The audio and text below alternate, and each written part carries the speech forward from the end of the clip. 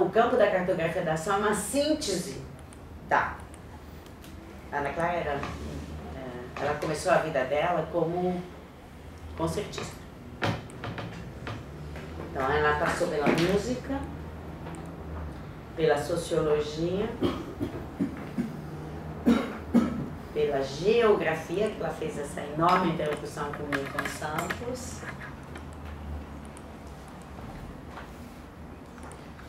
Música, sociologia, geografia. Arquitetura e urbanismo, que ela fazia interlocução com colegas arquitetas e urbanistas, com da sociologia, música, concertista, socióloga, geógrafa, arquiteto urbanista, e a questão da cultura, né, que ela termina percebendo que a questão da cultura é a mais importante. Por quê? Porque aplicou Bourdieu, porque ela também já tinha percebido. Ana Clara, antes do Bourdieu ser o nome, ela já tinha trabalhado no sentido de identificar. Na cultura, as formas de os elementos essenciais do processo social. Nesse percurso que ela fez um percurso e formou o campo da cartografia da ação, mas o campo da cartografia da ação nasce mais ou menos em 2005, mais ou menos, quando ela escreveu aquele pequeno ensaio. O campo da Ana Clara é uma síntese entre a sociologia e a geografia, gente, e a arquitetura. É uma síntese. Por quê? Porque é ali onde está a realidade. A grande questão do IFIX, na minha percepção, na minha interpretação, é que o IFIX fica nos clássicos. Fica nisso que o Bourdieu faz, não façam. Ele fala, não faz isso. Faz isso. E o IFIX fica nos textos clássicos. E a Ana Clara, ela ficou no IPUR por causa disso, porque aquela tinha a oportunidade de fazer esse diálogo entre a geografia e a sociologia, e ela produziu um campo da cartografia da ação. E vocês veem como em cada momento histórico emergem outras formas de organização social, que não são necessariamente movimentos sociais pelas melhores condições de existência na cidade. Agora é um movimento social pelo acolhimento dos migrantes. Sabe o que é isso? Na Europa, acolhimento dos migrantes, isso é uma revolução.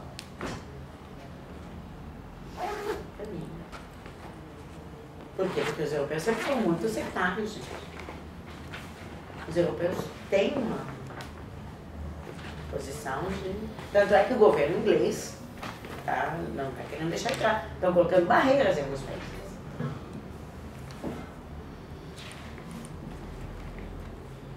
Na verdade, o que eu estou mais assim na dúvida é se o campo é um conceito ou é um método, entendeu?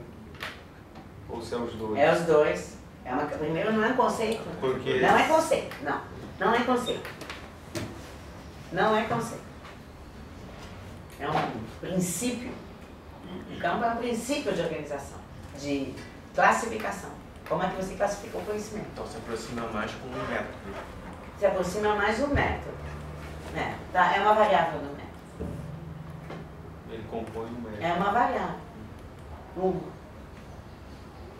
Não é método, é variável. Porque você precisa localizar o seu objeto no fundo. Eu nem sei se vocês precisam localizar o objeto no campo. Acho que se vocês conseguirem fazer a delimitação do objeto e depois, porque de repente, por exemplo, eu me lembro de uma fala da Ana Clara de novo.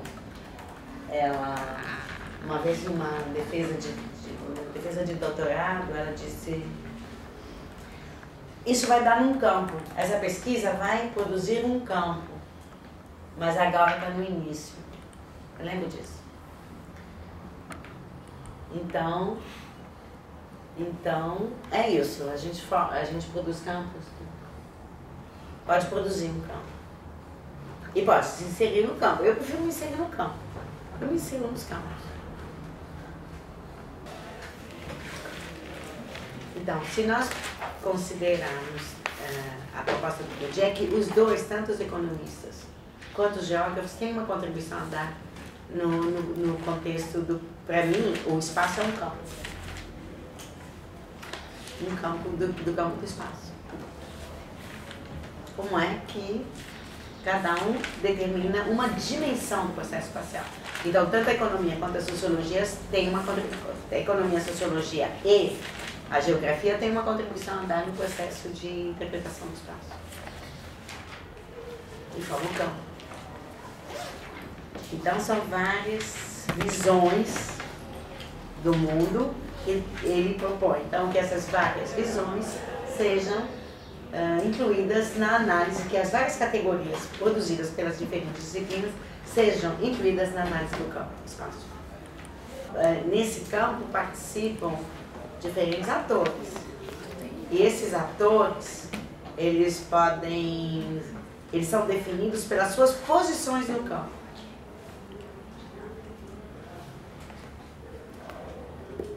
Então você tem a capacidade que cada um é diferente, você tem uma relação de centralidade. Eu prefiro trabalhar com a ideia da centralidade.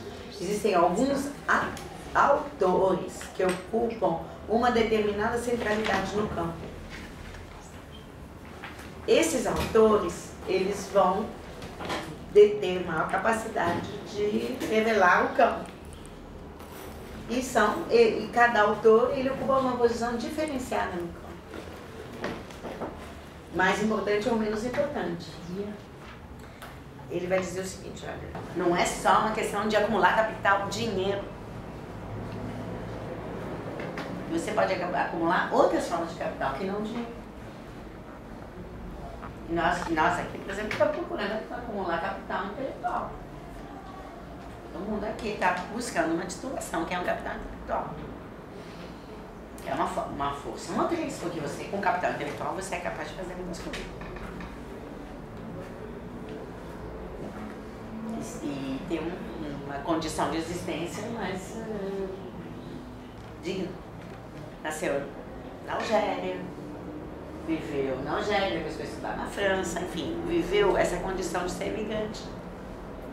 E de ser diferente, e de ver o capital intelectual, e de ver o capital dinheiro, e de ver o capital social, e ele percebeu, ele tinha essa inteligência extraordinária, sabe? E foi capaz de perceber e escrever essa obra. Não se pode juntar uma pessoa qualquer com outra pessoa qualquer. É preciso descobrir as diferenças, sobretudo econômicas e culturais. Isso que o mundo, isso é quando a gente aplica isso ao mundo hoje, contemporâneo, a gente vai entender as diferenças culturais e os conflitos nos quais a gente está vivendo, que são muito grandes. A gente vive num mundo de conflitos simbólicos. São conflitos simbólicos, porque eles têm essa natureza de serem... de tratarem de condições culturais e econômicas diferentes. Nós estamos, quando a gente vê o Oriente e o Ocidente, a gente vê uma condição econômica e política e cultural completamente diferente entre os dois, entre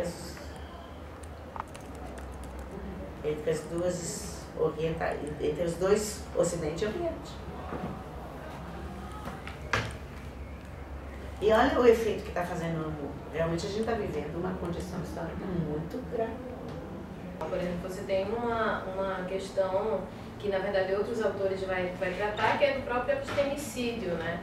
Então, o conhecimento indígena ele não vai ser considerado, porque tem outros padrões de valorização que diz que tudo bem, esse é um conhecimento, mas não é um conhecimento ainda do capital social que determinados grupos impõem. Mas não é só a acumulação de ter mais capital e aí você tem uma distinção, mas é quem diz o que é dentro dessa sociedade de distinção.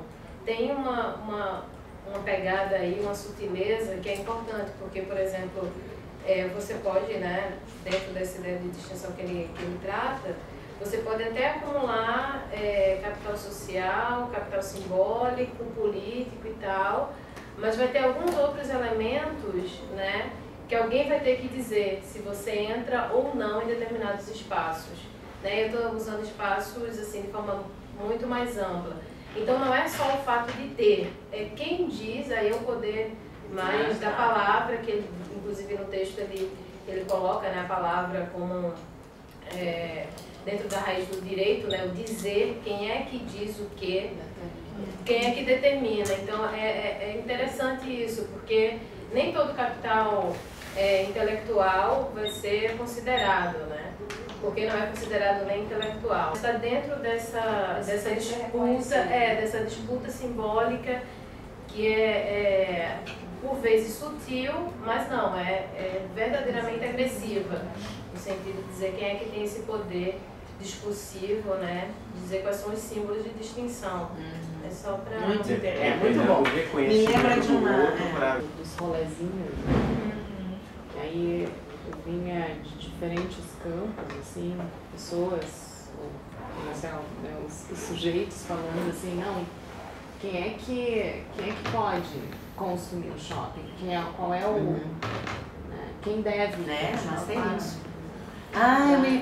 dizendo um pouco. Quem é que foi? O Felipe! O Felipe, eu assisti com vocês. Eles me mostraram um vídeo. Apresentou em alguma aula, né? Ainda não deu. Ah, mas eu já pedi pra você me dar um CD, né? Eu vou pôr na minha plataforma, viu?